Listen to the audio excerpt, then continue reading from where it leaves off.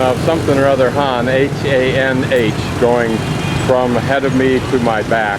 And I came from the left to the right along, I think it's 3 Fang 2. This is a major development area here. These huge buildings are relatively recent and still in the process of being finished off, as is the whole street area here. So this will be something major. I'm on my way up to a pagoda. It's like a mobile shrine, perhaps for some kind of float, but it must be fairly traditional since that almost looks like a semi-permanent structure. The first floor of the Park's Inn, but it also says the Flemington, so who knows. But anyway, this gives you an idea how they're able to finish off that building you just looked at, finishing it off to make it look very modern, very regal.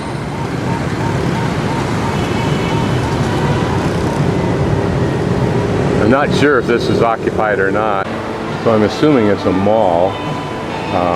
On the lower floors there's a Levi's there, but since there was free valet service it may well be a hotel up above. It says the ambassador service, but I don't know what that is. No, it doesn't look to be a hotel, it is just a big giant mall. Supermarket on B1, whatever that is. And the first floor usually is the next floor up. This should be where the supermarket is. I don't know. I'm finally at Glac Lam Pagoda, which is just up the street a bit. I came along the street that you see just to the right where I have an arrow going horizontally from the border, and you can see a little turnaround there. That turnaround goes back to the big turnaround closer to the backpacker area. Anyway, I somehow miraculously followed that road and got onto, miraculously more so, 3 Fang 2, which is, and I took that down to here, and then this is where we saw those fancy hotels, and I walked up through here, and then using some kind of magic of this map was able to find this pagoda, which is right up the street here. Okay, this is the entrance to the pagoda, Shwa Duklam, and don't know if this is the prime entrance or not. The hike getting here is much longer than Cholon, which was my longest hike the first day. This is an interesting pagoda from the viewpoint that, one, it's on the 2nd floor rather than the 1st floor. It looks relatively new and somewhat simple. Has rich furniture. What's interesting here are photographs of people who have been members before. So that's different. Carving.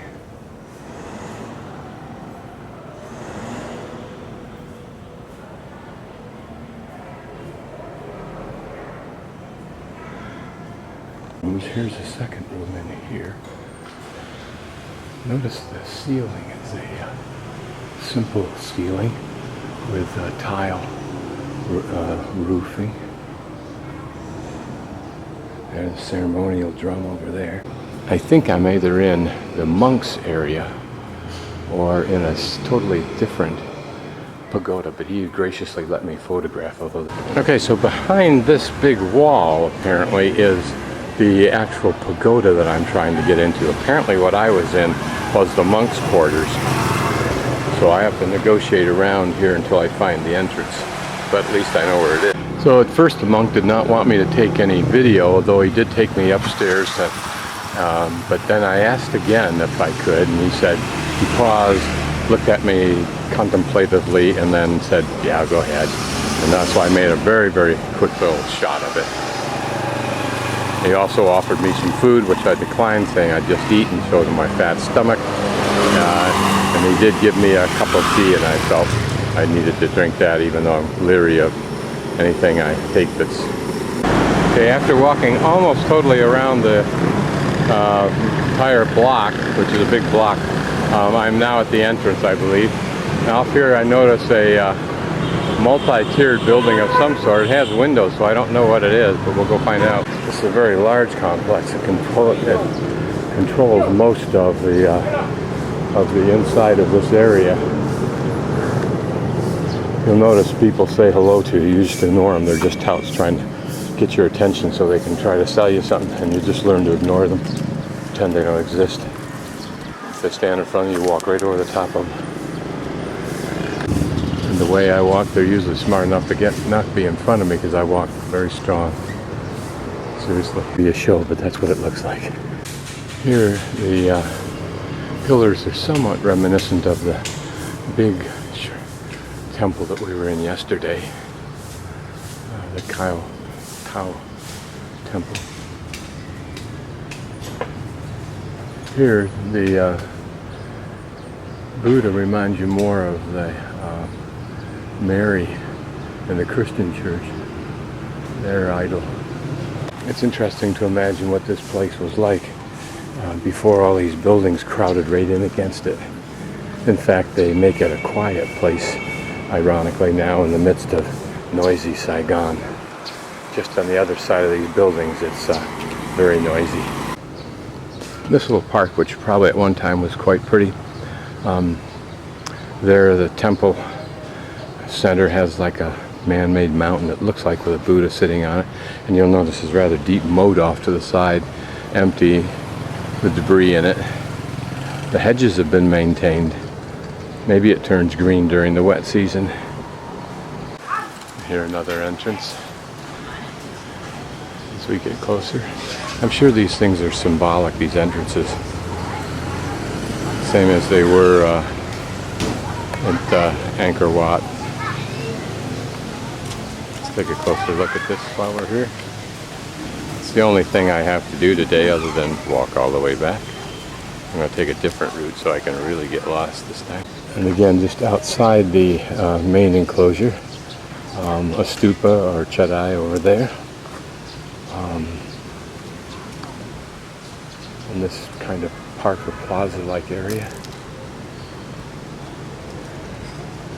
We'll enter in a few moments into that primary enclosure, I believe, for the temple.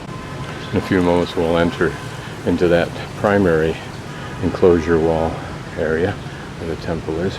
Notice the lotus flower motif. Here's a small shrine.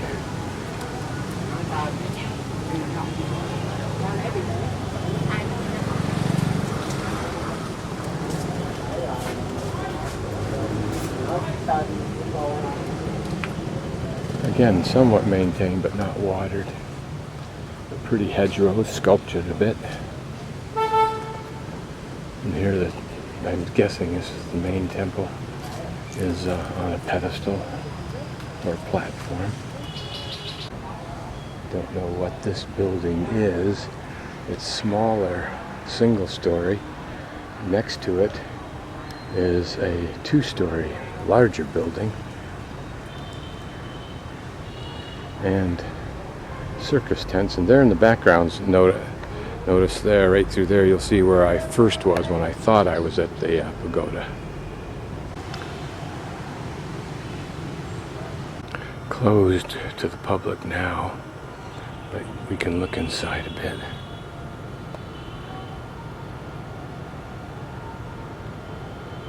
Somewhat dark and somber with those dark wooden pillars.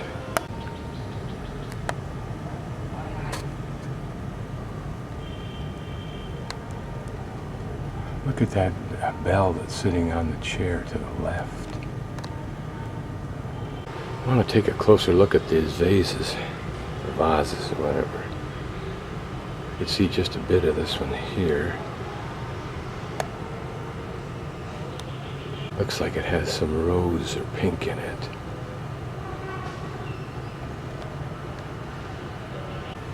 And beside it, this beautiful blue and white one. And there in the background, I wish we had more light.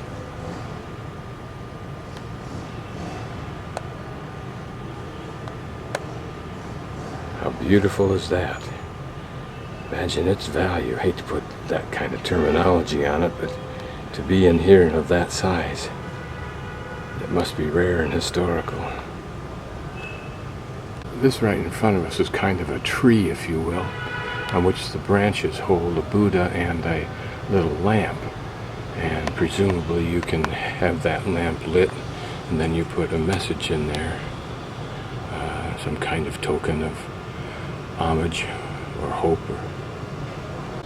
I'm poking the camera through the grating of the fencing over the window, but here a very nicely carved ceremonial drum. I may not be able to get a picture of it, but I just wanted to see, notice how far down these side hallways go, presumably to other sub-temples further down inside here, or shrines, if you will. Fortunately, the camera can poke itself into those places.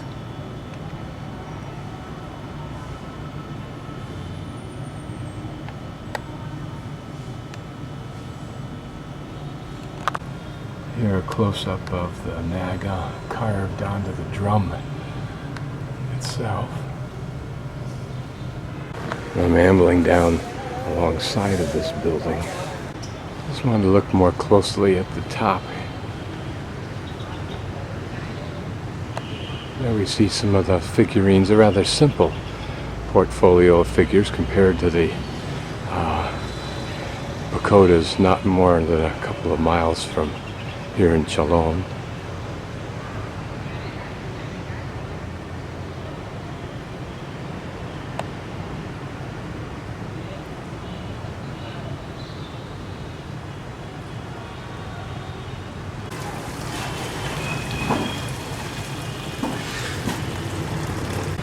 Here I'm now in a enclosure of, I suspect, funeral chedais that I've seen in Thailand as well. This particular one is interesting because it's used pieces of plates as decoration, very much like the Rune Temple in Bangkok. Let's take a closer look at it. Now, I'm not sure that this chedai is old enough for these to be Chinese, but they may be. Look at the differences in shape, in style, in the graphics, in the color.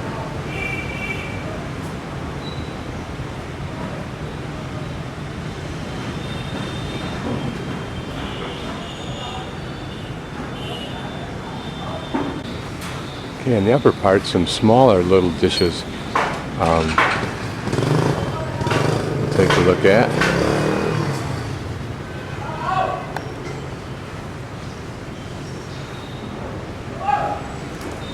Presumably those small ones would have been little condiment dishes used.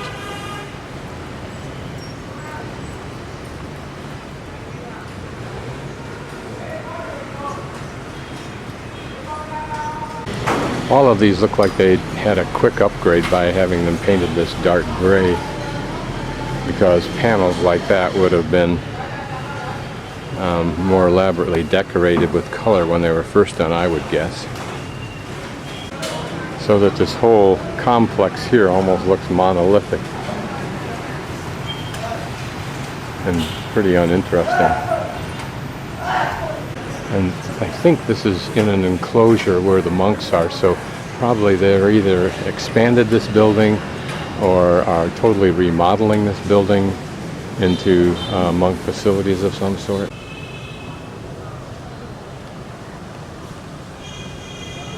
Looks like entry to this large building is closed off. So I have to shoot what I can from outside. There are no tourists here. And my guess is that they probably don't encourage it.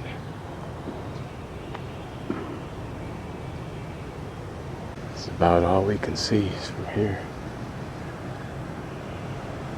There, an interesting window, if that's what it is. There are a couple of lions. Everything painted simply a brown color, so the maintenance here is simply for preservation and not for any gross attempt at beauty.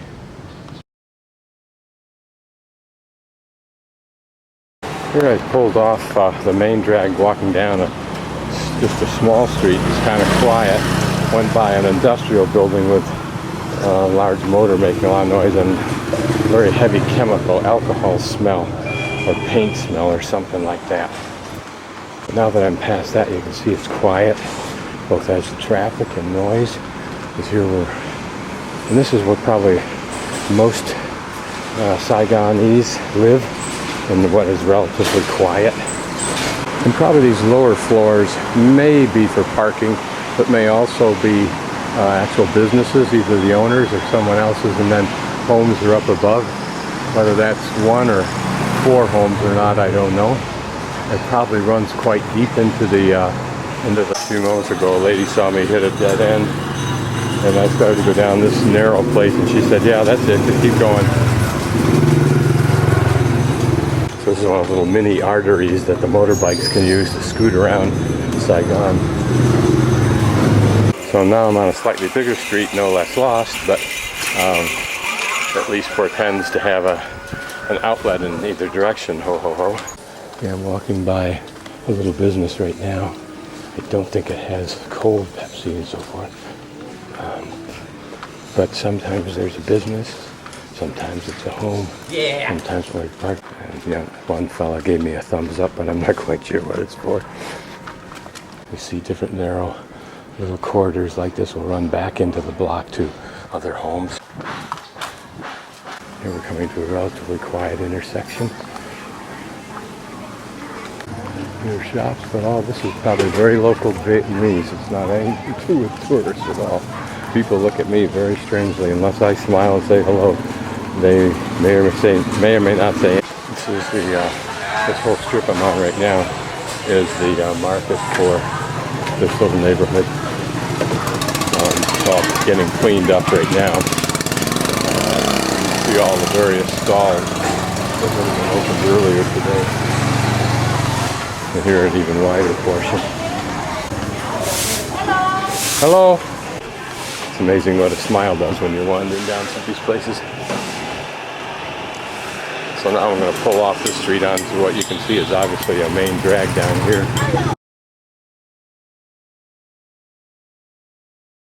So here, like in Europe and sometimes in South America, you just grab a tray and you come in and pick up what you want.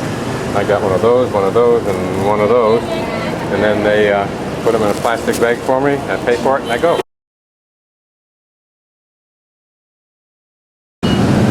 This is filled with some kind of fruit, maybe a strawberry or something like that. I don't know what else in there. Something kind of a little bit crunchy, like maybe fried crickets, but I'm not really sure.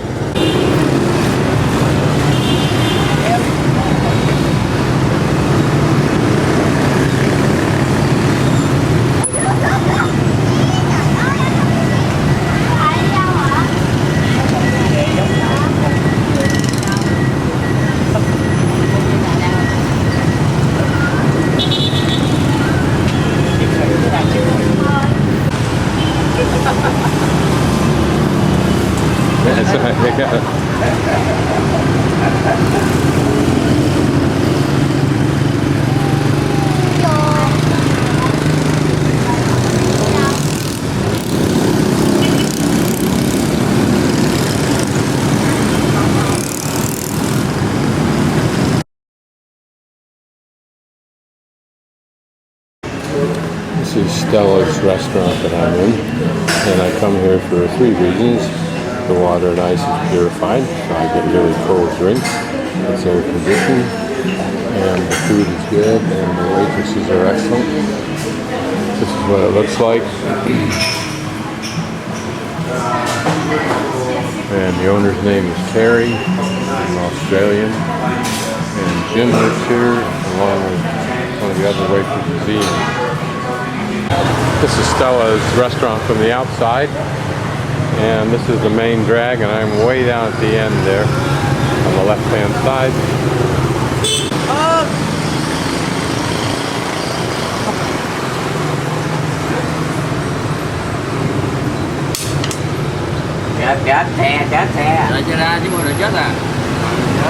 It's Sunday morning, and unless my imagination is playing tricks with me, not only is the traffic much lighter, but even the harshness of the horns is less. It's like people are more relaxed, so they just pop it once, maybe twice a little bit, as opposed to the prolonged, constant, loud bleats from each horn source. They were looking up the road that's been developed already, and you can see a bridge there going across the Saigon River. My only goal this morning was just to kind of explore the river area, and where I'm at right now is where construction has been completed, and now it's in process over here. So this will probably continue all the way through the city. What they'll ultimately do with the side is interesting, whether they'll make it a pretty place or whether it'll just become a utilitarian area, don't know. Given the method, the excruciatingly slow method that they normally use, you can only imagine the effort that's gone into this, although I do believe they use more modern equipment, including cement trucks and bulk cement. Obviously here the road will dive underneath the city grade. What the side section is for, I don't know, and I just don't know. Perhaps it's pedestrian, that's optimistic. And here you can see to the side a large construction Hyundai building, and probably others are planned along here.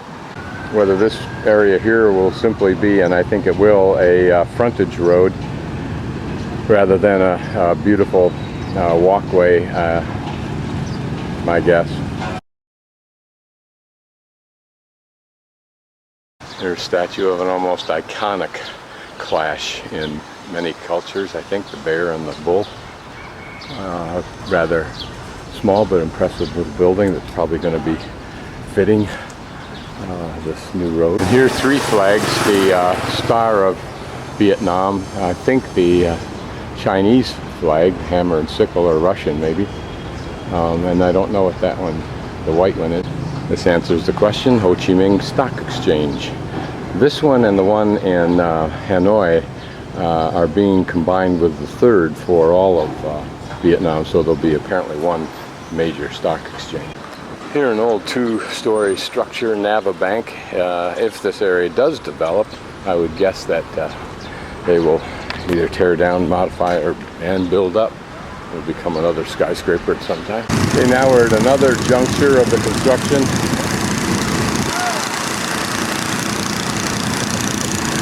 Those men were waving when they see the camera. Right here they've got they've obviously put a flooring in, and then the dirt, and now the cement poured in this section. But here's what the steel structuring looks like, if you've ever wondered, at least in this country. We may use a totally different technique in the United States. Okay, this whole section apparently is devoted to banking and investment. This is the HBSC building, and the bank building beyond it is for Vietnamese development. Here, a look at this impressive new building.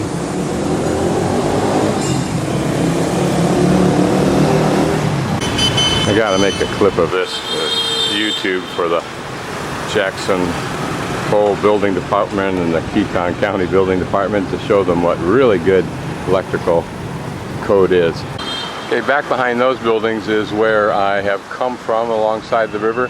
And here, paralleling that area, but not quite, because it drives itself straight into the river, and where the new road system is this double lane system, if you will. Some new construction, as you saw right there, and there's the river construction for the road.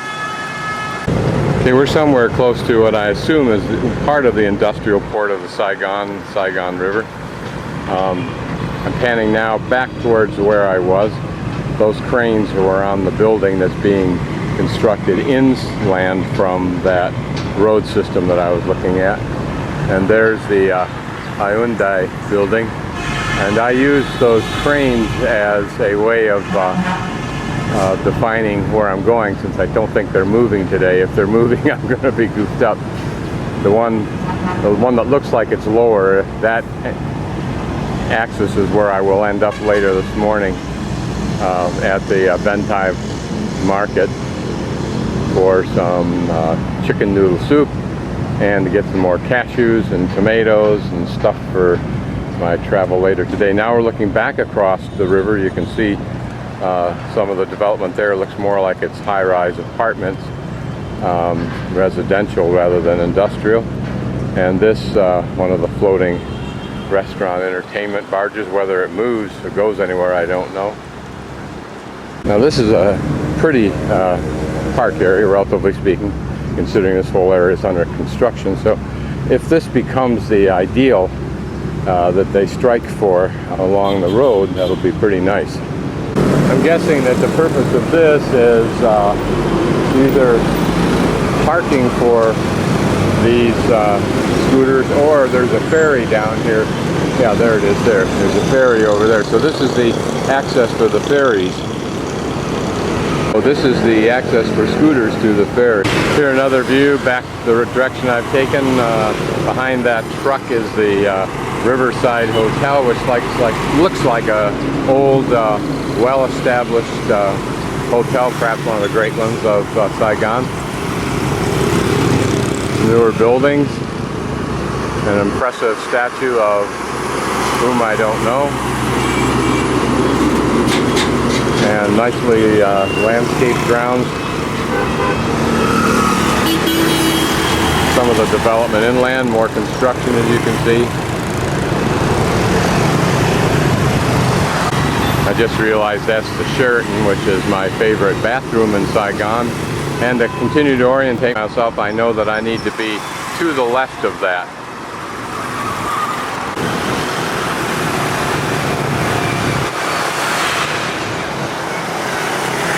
Here's some kind of a sculpture that should be on a light stand, whether it's, I think it's old and not repaired. Here, not one only light standard. Whether that portends of the future, I don't know. There are some guns that may or may not have been used to defend Saigon, I don't know. If those are cannonballs, it must have been one hell of a cannon. Big ships are always intriguing to me because they speak of exotic ports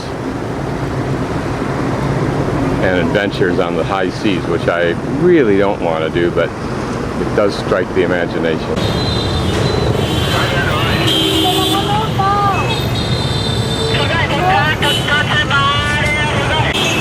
Here's a beautiful building, probably built by or engineered by the French. There's the top of the Hyundai building. In theory, I should be right on line to go to the market as I pan through this very upscale tourist area. Don't know what this beautiful building is.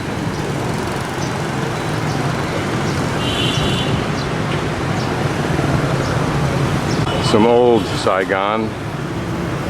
Lady carrying her child on her back, fairly large child.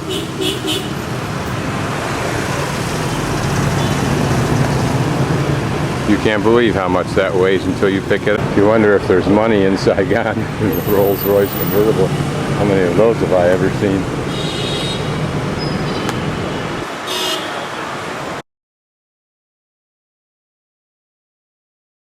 So I'm in the Benton market and having dinner. This is faga.